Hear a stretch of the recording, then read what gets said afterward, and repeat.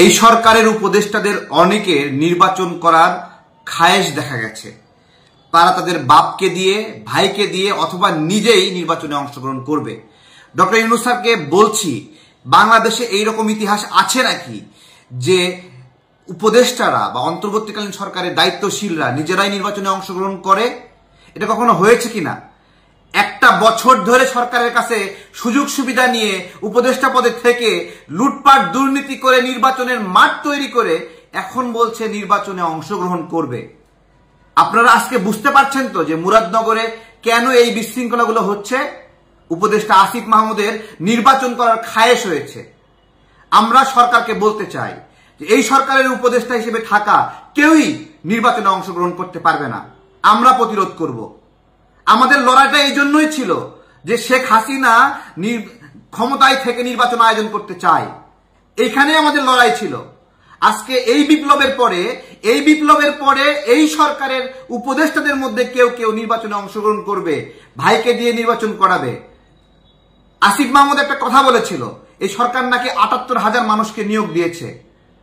আমার প্রশ্ন বেকার ভাইদের কাছে, আপনারা কোন কোন বিজ্ঞাপনের মাধ্যমে এই নিয়োগ পেয়েছেন? আপনারা কারা কারা নিয়োগ পেয়েছেন? কতগুলো নিয়োগ বিজ্ঞপ্তি হয়েছে যে বিজ্ঞপ্তির মাধ্যমে ৭৮,০০০ মানুষকে নিয়োগ দিয়েছে আসিফ মাহমুদ?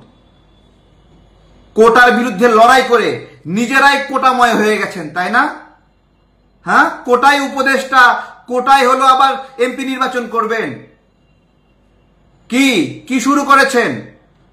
আমি দুদককে বলবো, দুদক নামে বাংলাদেশে কিছু আছে নাকি? বলেন কিছু আছে নাকি? জবাব দিতে হবে আপনাদেরকে। আসিফ মাহমুদের পিএস দুর্নীতিতে অভিযুক্ত, আইডি কার্ড স্থগিত করলেন, ব্যাংক অ্যাকাউন্ট স্থগিত করলেন। আমার প্রশ্ন, শুধুমাত্র আসিফ মাহমুদের পিএস জড়িত নাকি আসিফ মাহমুদও জড়িত? সরকারের প্রশাসক নিয়োগে আসিফ মাহমুদের কেলেঙ্কারি ফাঁস হলো। প্রশাসক নিয়োগ করবে সরকার, এনসিপি কেন ইন্টারভিউ নাই? আবার এনসিপি বলছে আসিফ মাহমুদ এনসিপির কেউ না, মাহফুজ আলম এনসিপির কেউ না। মানুষের চোখে চোখ রাখে এরা কিভাবে মিথ্যা কথা বলে? কিভাবে এগুলো হচ্ছে? ডক্টর ইউনূস স্যারকে জবাব দিতে হবে যে তার সরকারে অংশ নেওয়া উপদেষ্টারা সামনে নির্বাচনে অংশগ্রহণ করবে কিনা। এটা তো একটা উজ্জ্বল দৃষ্টান্ত হয়ে থাকবে, একটা ভয়ঙ্কর কেলেঙ্কারি।